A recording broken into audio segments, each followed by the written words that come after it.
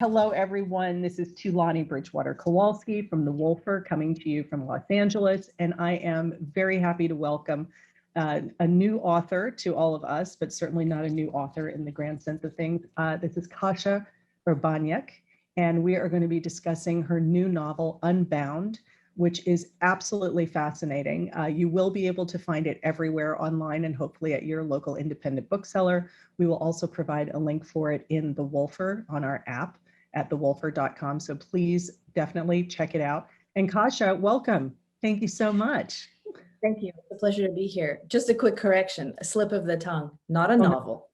Oh, excuse me. I'm sorry. It is not a novel. It is Handbook for Revolution. And you know what? It really is a handbook for revolution. I was so taken by it because I opened it up and I expected it to be one thing, and it was totally not that thing. This is like a really amazing step-by-step guidebook to exactly what you say it is, which is power.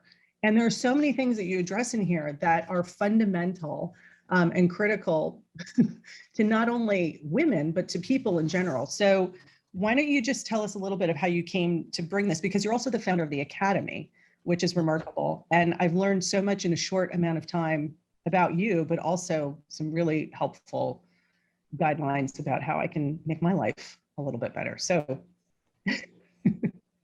let us in. Starting off with a really big question. For a large portion of my adult life, I was a very, very successful dominatrix in New York while studying to be a Taoist nun. And these two very, very, very seemingly contradictory paths ended up exposing what I can most accurately say is the hidden architecture of power in human dynamics. And along my path, I met my business partner, Ruben Flores, who is a man who was at the time working for Doctors Without Borders and negotiating in war zones. And what we discovered in our conversations was that there is beyond language, right? Because think about where he was working, nobody spoke the same language. When I was a dominatrix, everything I was saying was a game, was a play, right? I'm the tyrant, I'm your nurse, I'm your mother, whatever. And in the Taoist path, so much of it just has to do with these unspoken things that are below the level of language. We started very, very quickly seeing that there is something going on underneath every conversation. There's a conversation under the conversation. And that women are conditioned to regard that conversation differently than men. And in that seeing, a lot of the mysteries of why things go awry in negotiations, in conversations, in dynamics between men and women, and sometimes even between women and women when one is carrying or trying to mimic that patterning, the patterning that men have, what happens, why people freeze, why you can go into a conversation asking for a raise and then be apologizing for the work that you did poorly, or go in with a specific request, come out, have conversations hijacked, be interrupted, how that happens, why that happens. Very recently, I had this very strong visceral memory, and a lot of it had to do with like reading emails from people who were responding to the work. This memory of being a kid, and I think a lot of people can relate to this. The introduction to human life and adults for a child, I think, can be quite brutal. And one of the first brutal things is we are born hearing the conversation under the conversation. Then adults come to us, lean in with their big faces, and tell us things that don't match what the conversation under the conversation is saying. Yeah. And as we are acculturated, as we are raised, we are more and more and more encouraged to deny the conversation under the conversation. Mm-hmm. And go with the words that are being spoken. This impacts men and women. However, the way that plays out for women ends up being very, very different than it ends up being for men. Absolutely. And I love that you highlight that conversation underneath the conversation, because I think a lot of us are trained to discount that. You know, where that, oh, well, I don't know, something about that interaction left me feeling X way, but Exactly. it doesn't match up with what actually was said. And in a weird way, it's a form of gaslighting. I don't think it's necessarily intentional gaslighting per se, but it is a form of gaslighting. And I think for women in particular, that's a huge challenge, because we become, and you talk about this really well throughout the book, we're preconditioned to discount our own voices so completely. And so when you start to have these discordant experiences in communication, especially when it comes to conflict, which we're as women taught to avoid, because as you say, we're taught to smooth it over, that creates this really challenging internal dynamic that affects how we live in the world. And I think one of the biggest parts of that is feeling safe. So when you have this competing need to like enter into a discussion, which a lot of people perceive discussion as disagreement or conflict, even a conversation, it can be scary. And we want to feel safe, but we also want or need to achieve a goal. You know, how do we kind of counteract those opposing forces? It's a really brilliant question. So you mentioned the need to feel safe. So there's a very important distinction that I need to make off the bat, which is physical safety versus emotional, intellectual safety. So none of what I'm going to say applies to a situation where you feel physically unsafe. We've had women, and I've had experiences of using these techniques in situations of physical danger and achieving an incredibly powerful and positive effect. However, once you are physically unsafe, it would be irresponsible for me to A, tell you to continue the conversation. B, there are biological forces at play that shut down parts of our capacity that make us more vulnerable. So physical safety off the table, right? So you're in a physically safe environment, you are physically safe, but you want your goal, your desire, you want to have influence, you want to get the other person on board, you want to get them not just to wilt, get beaten down and agree. You want them fully on board, like big, full-bodied heart, mind, yes, yes, yes, right? And then there's this need for safety. So this need for physical, not emotional safety, that also has to be addressed as its own thing. Why is it that in a conversation where there's no physical danger, a woman might feel unsafe? And here I could spend all our time together with just that question. Right. Because the way we're conditioned to use our attention means that when a woman's put on the spot, which she will be more often because we're obsessed with how women are and not what women do. We're obsessed with what men do and not how they are. So when she's put on the spot, she's going to put attention on herself as well. What am I doing wrong? What signal did I get off? Was I leading this person on? Is this person right? Is this criticism I need to take, right? And that will cause a freeze. Mm-hmm. The tragedy of the freeze is most women who freeze after the fact punish themselves. Why didn't I stand up for myself? Why didn't I use my voice? Yeah. And self-attack is a surefire way to not heal, resolve, grow, learn. We have this idea that if we punish ourselves, we learn better. Stop that, don't do that. It's not true. It's when we celebrate and lean into something that's working that our bodies remember. Okay, so now we have this whole architecture. Freezing is just one example of what happens in these attention dynamics, how conversations go in a direction we don't want. All these things, not knowing when we're going to freeze is one of the things that makes us feel unsafe. So learning how to get off the spot, learning how to flip the dynamic will make a woman feel the safety she needs in order to know that if the conversation goes somewhere, she can always pull it back, Okay. Now for women who are not going to read the book and learn all those ways of flipping the dynamic, controlling the attention of a conversation, I can say one thing that will not only provide that safety, but also heal men and anyone carrying that gendered patterning, which is this. You control the pace. Never move faster than you can feel. So what that means is, in a given interaction, remember, you can say pause. You can ask a question about a statement. You know, those signals we're talking about, something feels off and I don't know what it is. Are you saying this? Hold on. So this is a whole area where people try to be smart by being fast. They override feelings because it's stoic. You want to be clever, so you say things quickly, you get the answer quickly, no silence, boom, boom, boom, right? Conversations moving. It appears to be fast. Nothing gets done, things get overlooked. It's like, I was watching The Biggest Little Farm recently, and one of the sages, the gardening guru sages, was saying, there's always enough time to do, there's never enough time to do it right, but there's always time to do it all over again.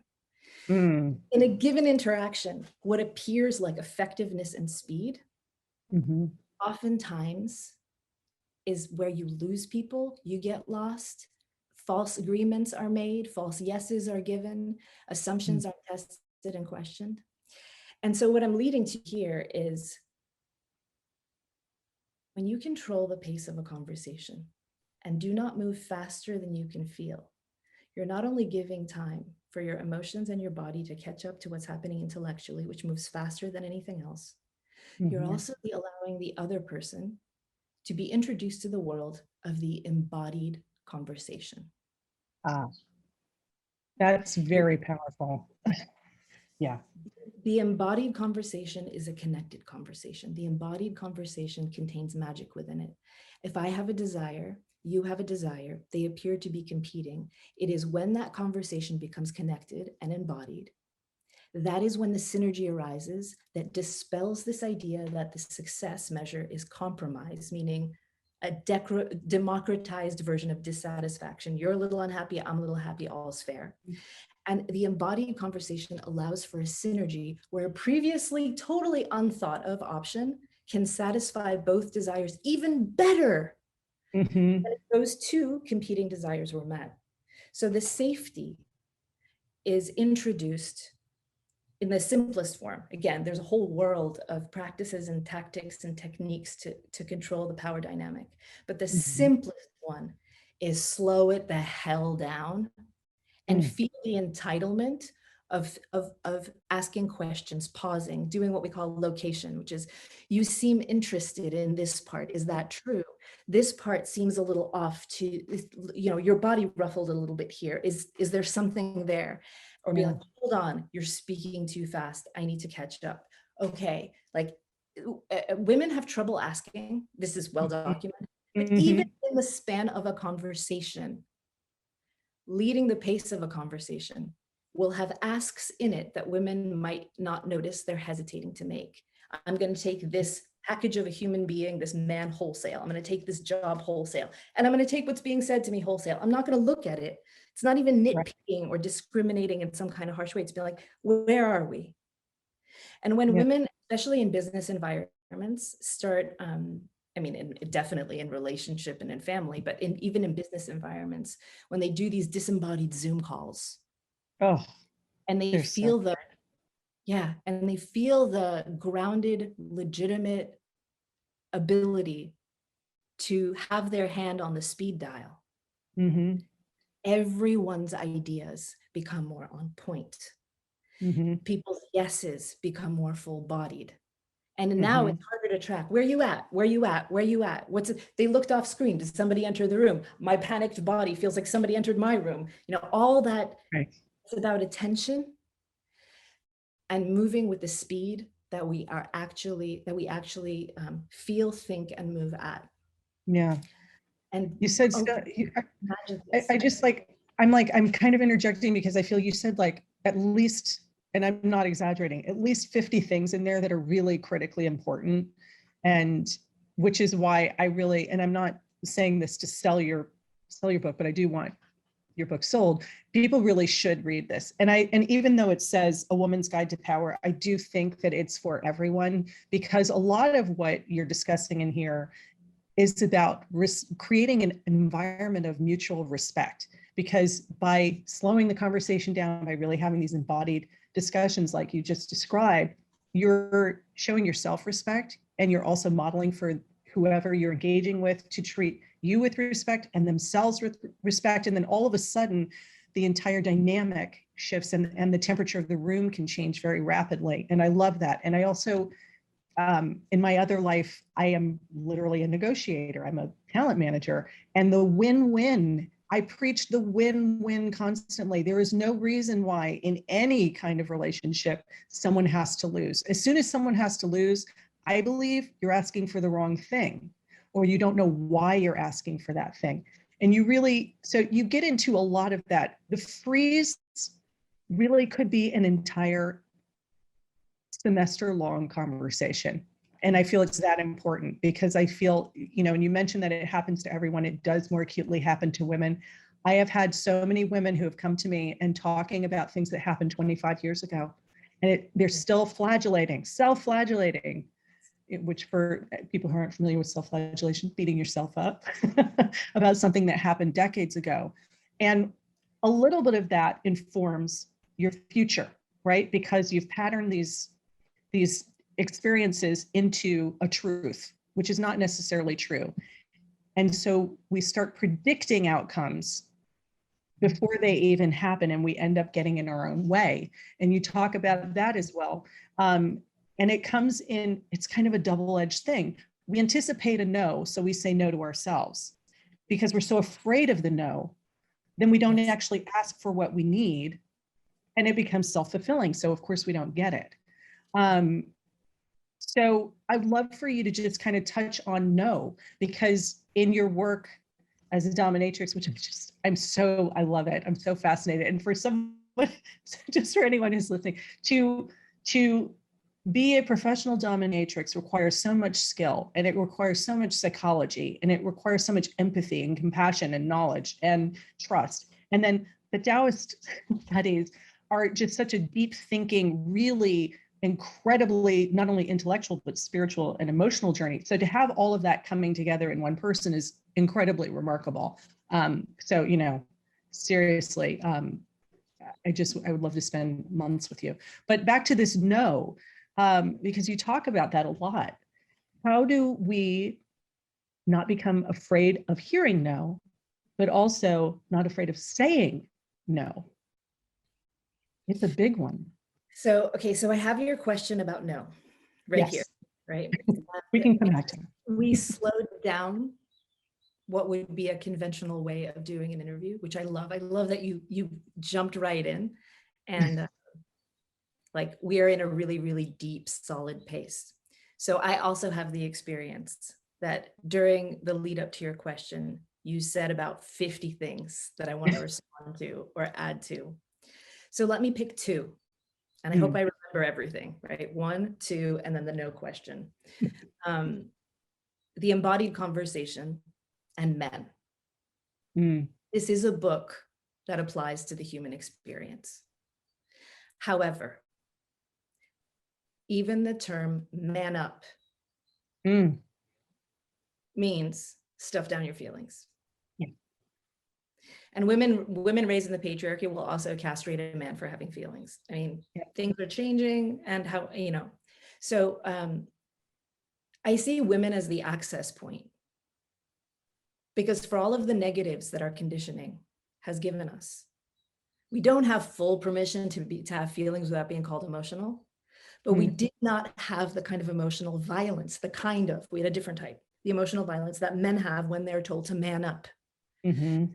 So the outcome of a lot of this training is that women become very well equipped at training the men in their lives, the ones they're interacting with, first and foremost, to meet their own desires, to be heard, right? But the nice side effect is that they're training men to do something without calling it out that they're actually not really allowed to do and conditioned not to. Why do you think so many well-meaning men end up accidentally sexually harassing, interrupting? They are told to be disembodied to a degree where those conversations where a man will say, this is the fact, these are the studies, this is the way we're going, is what he's doing in response to man up and be the kind of person who will sacrifice their lives, go to war, shut it all down, right? So, so that's the piece we're having now. A lot of men come to the school wanting to train. You know, it's a big question. What do we do now? What do we do now? The second thing, now I've lost track of the second thing before no. Let's just go to no then. Okay. So the simplest, quickest answer for what a woman can do is find a partner, call a friend, and say, we are going to practice hearing the word no. 5 minutes, I'm going to ask you for things. I'm going to ask you for a castle, for the moon, for a back rub, for all of your belongings, for you to be my servant, all of it. And you're going to say no. And then after 5 minutes, we're going to switch. The no is a rare occurrence in most women's world, but it's a boogeyman. So a woman will hear no, and her body will go through something. So that practice of 5 minutes each, and switching 5 minutes, does something to make you aware of this really big feeling boogeyman that's not that big. Now, I want to add something to that. Because of attention dynamics, when a woman is asking for something, she will have a tendency to only put her attention on the other person for a moment before she puts it back on herself. So when she hears the no, it feels like it's a no to her, not to her request. This is very essential. The no will feel like it's homicide. It'll feel like, and it's only where your attention is. If you hear no and your attention is on the other person, you see that they're saying no because resistance has arisen in their body. That's blameless. They're, you know, because most women don't even get far enough to hear no on a daily basis. They get false yeses, they get deflections, they get nailed and put on the spot. Oh, the self-fulfilling prophecy. Yes. The self-fulfilling prophecy. So the no, because of the unpleasantness of the experience of hearing no or something like it, but feeling like it's a no to us, ends up destabilizing the dynamic and destroying the embodiment of the conversation. No is a gateway to the connection point, to intimacy. Because when somebody says no or resists something, it's usually blameless. Like very, very, very rarely will somebody say no just to mess with you. Very rarely. Mostly it's their own submissive experience, right? They'll tense up, they'll say no, stop that, right? And if you look at them and you get curious, you saw resistance arise. Not say, why not? Why no? But go, what's happening over there? Yeah. That is the point. Nobody defends something they don't care about. So they perceive an attack on something that's precious to them, something they care about. It could be their vanity. It could be something that you don't think is that important, but they think it's important, right? It could be something really deeply meaningful. It could be trauma. It could be anything. When you find out what they really care about behind that no, and connect to that, then you have two burning, life-filled desires.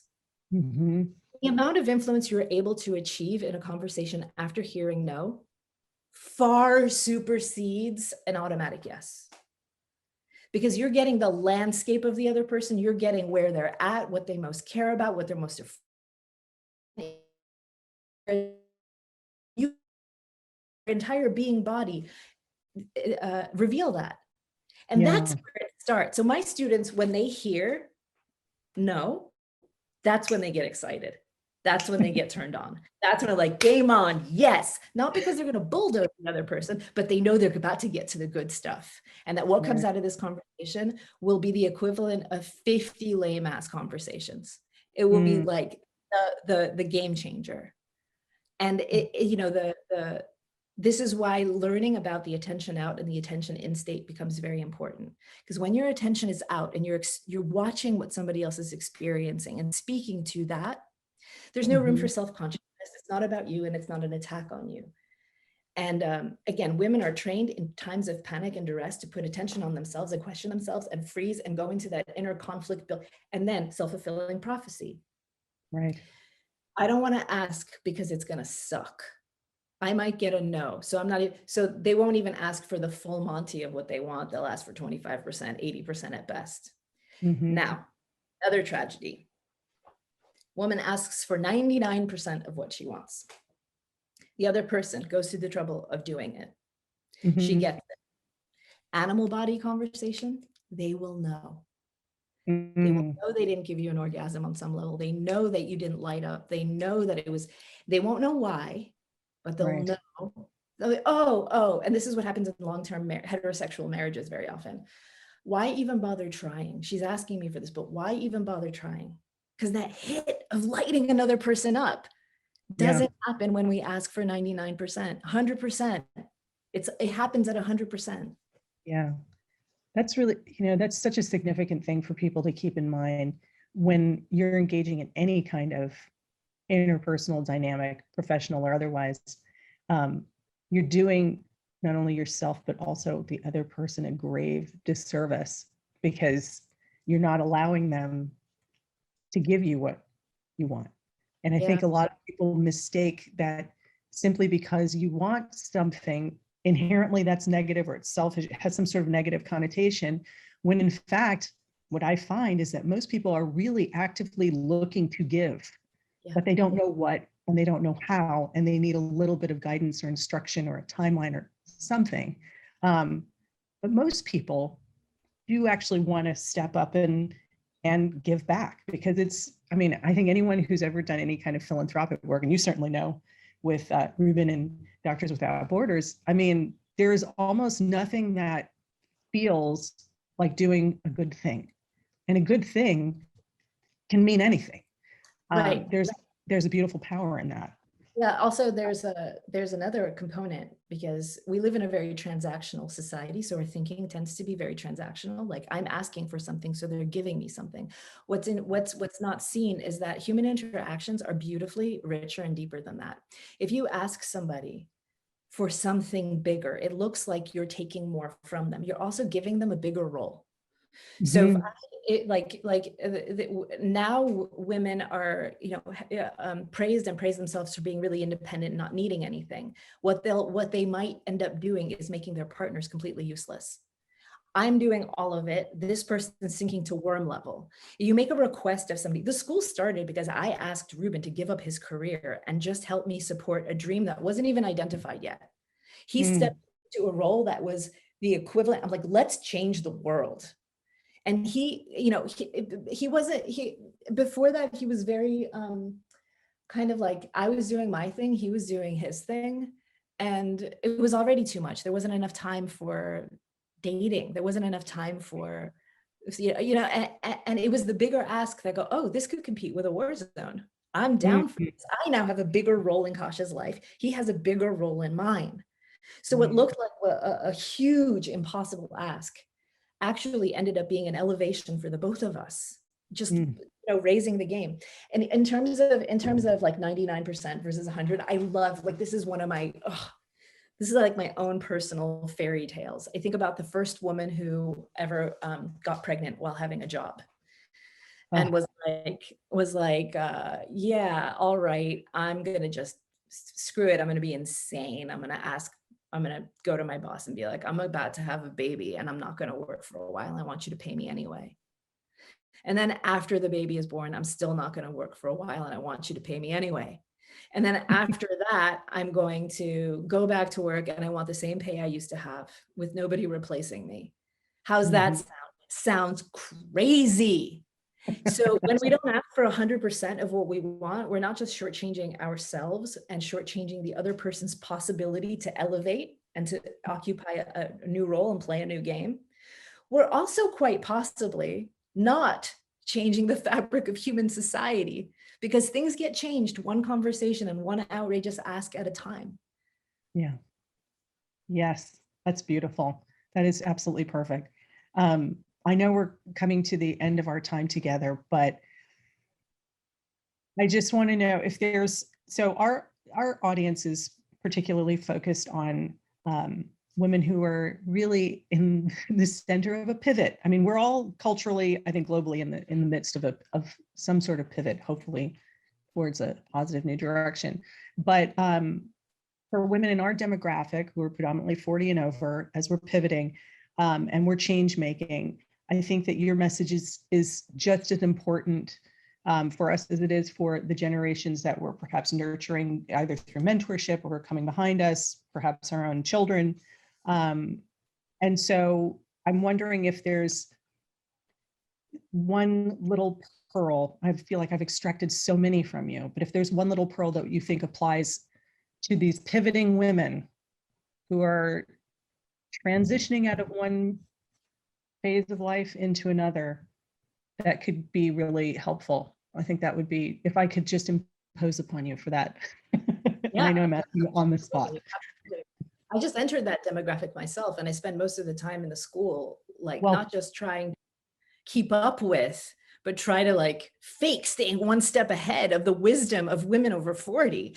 I mean, you know, if anything, the value in the times that we came up in, and like there's such a difference to young feminism and like our mature feminism, because we've had our asses kicked. We've seen that we started at a workplace with a guy and like they superseded us.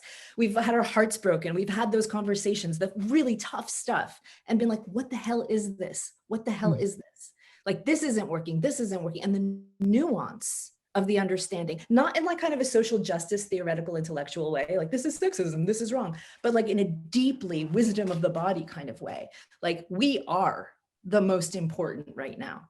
Now, one thing I would say is, especially for us, we more so were raised with an anti-anger, anti-rage mandate. And we are more likely to have accumulated it in our being and in our bodies and had to shut it down and numb it out. And what rage looks like when it's numb is tiredness, exhaustion, lack of life purpose, no direction, numbing of instinct. And the tricky part of rage is that for it to become its purest form, passion, directed energy, life force, it has to pass through a really chaotic, messy middle phase. And what happens if there's 3 stages, the sleeping stage, the chaotic phase, and the enlightened phase?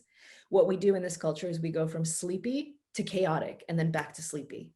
Oh, that's too much. I'm just wrecking things. I'm being a destructo bot. Right? And it's about finding the space to go all the way through that rage until you're like, oh, I now know not just what I'm fighting against, I know what I'm fighting for. And in my body, it's now moving and I can shoot lasers out of my eyes and I know exactly where I'm going. And I have the energy and I have the purpose and I have the passion. That fire is meant to light us up and carry us through the world. And if it's half tamped down, it's a nuclear weapon. And if it's all the way tamped down, it's killing us. Yeah. So it's about moving all the way to the other side of the arc of rage. That's what I would say to women like us who've had it. We've gotten our asses kicked. We didn't even know what was going on. Now people are telling us, oh, you were really shut down here. Like, look at these patterns. People are talking about it now. Should I be angry now? I should have said something then. Why wasn't I angry then? I just rolled over because everybody else did. You know, it's time to find the beauty at the end of the arc of rage. I'm lived, I'm probably going to live some more through that entire arc. That is so beautiful. Thank you so much. That was really spoke to me so very deeply. I always joke I sit on an abyss of rage. Anyway, I want to thank you so much for spending this incredible time with us. I want to just remind everyone, please pick up a copy. You will not be disappointed. And also to visit your website. It is your name, so it's kasiaurbaniak.com. Follow you on Instagram and on Twitter. I know you have a ton of wisdom just on your website alone. You're very generous with it as well. So to everyone, please do yourself a favor. You will not regret it. Unbound. You need to have it. I just want to add really quickly, because my name is hard to spell. You can also go to weteachpower.com and you'll be redirected to my complicated spelled name. As a fellow complicated spelled name person, we must push the public to embrace our names. As I said to my doctor this morning, I'm empowering you to say my name properly. I'm giving you a free lesson in pronunciation. You're welcome. All right. Well, thank you so much, Kasia. This was absolutely delightful. I so appreciate it.